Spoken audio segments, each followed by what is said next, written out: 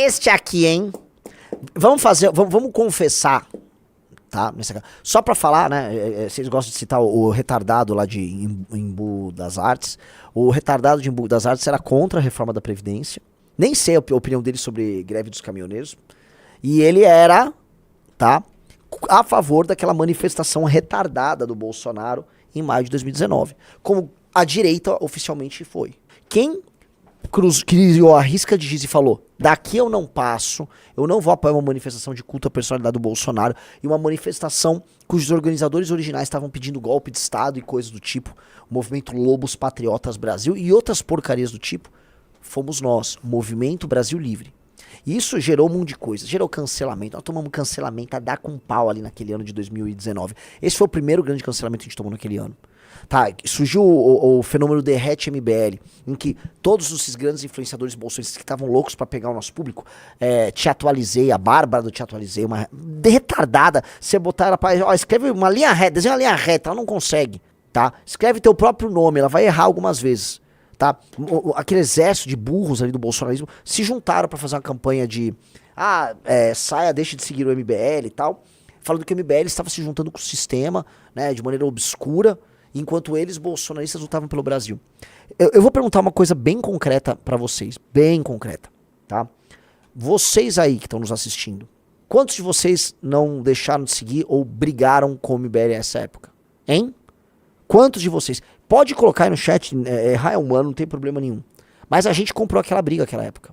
Ó, o Luzan Halita falou que o retardado do Nando Moura falou que ele apagou o vídeo que fez a manifestação. Lógico. Aqui, ó, a época eu já tava falando, ó. Parabéns aos envolvidos. Querem golpe de Estado na cara dura. Que era o seguinte, né? Esses perfis que estavam convocando as manifestações bolsonaristas à época, todos eles pedindo, ó, essa Esther Witt, nosso escolhido, o escolhido por Deus, vamos exigir que o Congresso trabalhe para nós ou hashtag o povo vai invadir o Congresso. Era uma galera que puxava a hashtag falando que o povo vai invadir o Congresso e que eles iam fazer uma manifestação naquela época para invadir o Congresso. E nós, assim como o movimento Vem Pra Rua, que havia à época, fomos chamados a participar, a aderir ao movimento de culto, né? Então tá aqui, assim, na época a gente foi, eu mandei relatório para vários veículos de imprensa, eu dei entrevista, nós nos opomos frontalmente àquela manifestação.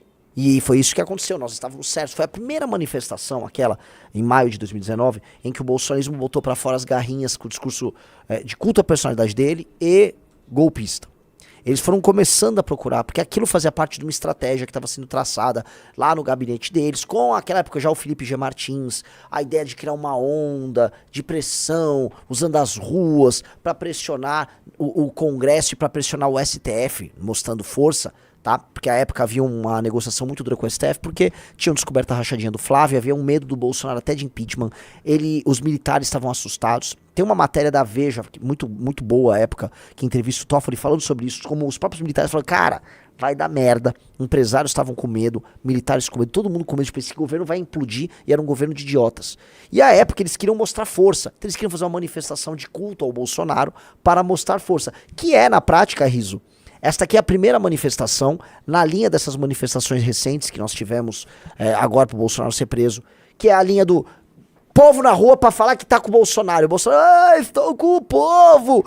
Pra usar o povo pra alguma coisa. Logo na primeira manifestação de manipulação, nós denunciamos e não participamos. E fomos queimados, torrados, perdemos. Foi ali quando eu falo pra vocês, a gente fazia live pra 200, 300 pessoas. Foi ali. Porque depois que a gente negou o bolsonarismo, o MBL acabou. Para muita gente, o MBL acabou ali. E aí surge, né, vamos dizer, a ideia de que toda manifestação de verde e amarelo é uma manifestação pelo capitão Bolsonaro. E esses caras acabaram com as manifestações, tanto que as manifestações hoje, tá? Vocês toda vez que lembram do, o que é uma manifestação verde e amarelo? Vocês imaginam um monte de tia idiota cantando música pro Bolsonaro, ou aplaudindo pneu, essas coisas. Essa foi a primeira. Essa foi a primeira das manifestações, que curiosamente é o fim das manifestações, e nunca mais uma manifestação, desde que houve essa manifestação aí, serviu pra alguma coisa e obteve resultado. Fomos naquela época, não é que foi pouco pressionado, nós fomos cancelados, e foi o maior dano histórico de imagem do MBL, nós fomos cancelados. Ó, vários falaram, eu tava aqui nessas lives de 200 pessoas, cara, era um grupinho pequenininho de pessoas, tá? E aquilo ali, cara, foi muito definidor da nossa história. Dali, nós fomos os primeiros a puxar um bonde, que depois saiu um monte de gente do campo da direita. E falou, ok, esses caras estão certos. Esse bonde foi a gente primeiro a puxar. Assim, todo mundo cancelava a gente à época. Pô, era o Nando cancelava de um lado, o Brigadeiro cancelava do outro. A gente não teve, como é que eu posso tocar? Solidariedade de ninguém. Acho que no máximo o Danilo Gentili foi um pouco solidário com a gente. Mas todo mundo falou, esses caras são completamente malucos. A gente tava tomando cancelamento e porrada de geral. Aí depois as pessoas foram percebendo, tipo, pô, calma aí. O Bolsonaro agora vai, como é que é, juiz de garantia? Aras. Olha os nomeados dele no STF. Pô, esse cara é um farsante. Foram saindo matérias sobre a rachadinha do Flávio. As pessoas foram se tocando. Ó, o Breno Caio, nessa época eu tava criticando o MBL. Desculpa. Não tem que ter isso, cara. A gente tava com um pensamento à época que era meio à frente do tempo. Porque a gente já trabalhava com análise política e inteligência política. Deixa eu contar uma história de bastidor. Nós éramos, né, na Faria Lima, no mercado financeiro, nós tínhamos uma fama de ser um grupo muito sério e muito inteligente. E a gente tinha uma capacidade de previsão gigante. O Riso talvez não lembre. Porque isso foi um grande evento. Eu fui participar de um evento para um banco, um evento enorme, tá? Uma conferência num desses bancos de investimento ali na Faria Lima. Umas 300, 400 pessoas, lugar lotado. Só que os caras pica do mercado financeiro, tá? O ano era Você não me convidou pra isso. 2017. E aí era pra falar sobre reforma da Previdência. E foi um especialista desses consultores sobre Brasília, que vendia relatórios pro mercado financeiro, e ele tinha até uma fórmula pra tipo, olha, se você tem uma taxa de ministros ligados ao centrão dentro do governo, né, a partir de um determinado número, ele estabelecia ele criou uma fórmula matemática ridícula, e achando que política é ciência exata, falando, não, vai passar a reforma da Previdência, e o governo Temer vai muito bem. Eu não lembro o nome desse cara. Esse cara, se tem alguém aqui da Faria Lima, e que vamos dizer, frequentava aí esses eventos na época, vai se lembrar, era um consultor muito famoso. Aí esse consultor foi falar, vai ter reforma da Previdência. E aí eu fui falar, não vai ter reforma da Previdência, eu vou explicar nas redes sociais porque não vai ter reforma da Previdência, e porque... a ideia de que o Maia sozinho vai resolver alguma coisa não vai dar certo. E eu expliquei, ninguém acreditou em mim naturalmente, só que ao longo do ano não teve reforma da Previdência, os caras falaram, puta, o cara tava certo.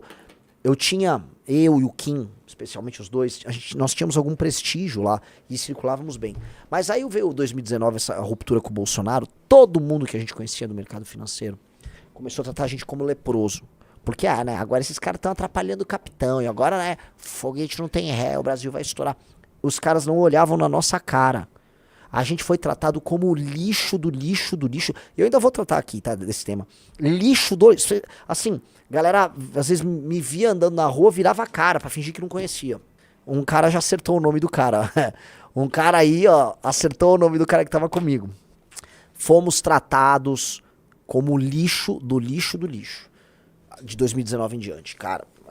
Só hoje, e muito porque a gente montou um partido, que agora esses caras estão, vamos ouvir o que esses caras têm a dizer. Isso não bate, isso quer dizer, desculpa.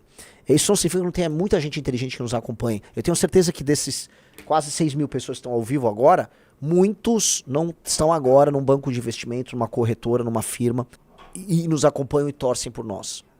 Até porque como o MBL e o Partido Missão trabalham com capital humano da mais alta qualidade, é natural que tenha. Mas na época, tá, essas pessoas que nos acompanham hoje ou eram muito novas ou nem estavam ali, e boa parte dos chefes, os cabeças, entraram na paranoia bolsonarista, acharam que o capitão junto com o Paulo Guedes eram magos, o Paulo Guedes era um demiurgo do liberalismo, e ele ia fazer acontecer e tal. E a gente conhecia o Paulo Guedes. Né, só pra lembrar, eu conheci profundamente o Paulo Guedes. Eu falei, cara, o Paulo Guedes ele é um homem muito inteligente, é um professor, acima de tudo. Ele é um cara muito mais com perfil acadêmico do que qualquer outra coisa. Ele serviria muito mais para ser professor e um palestrante polemista do que um gestor de um ministério. Ele tinha preguiça para entender as vicissitudes e as demandas muito específicas da política. E ele foi um ministro da Fazenda ruim. E é isso que a galera lá não aceitava. Eu falei, esse cara é ruim, esse cara mal sabia que o orçamento do ano que ele iria participar da administração, que era 2019, era determinado pela legislatura do ano anterior e proposto pelo governo anterior. Ele achava que ele ia mexer livremente no orçamento de 2019. Eu falei, puta, o cara tá viajando total. E ele é um cara que desmontou, por exemplo, toda a equipe ou quase toda a equipe de assessores que faziam a ponte entre CCJ, Comissão de Finanças no Congresso Nacional, e o ministério dele, deixando os parlamentares do governo meio que amínguo ali, sem saber como defender ele. Foi um período muito complicado, mas a galera do mercado financeiro não queria saber, achava que o cara, volta a falar, era um demiurgo, o cara sabia tudo antes de todo mundo, e talvez ele só sabia algumas coisas, assim, né? Ele sabia quando comprar dólar, que depois descobriram várias coisas aí do Paulo Guedes, né? Várias coisas.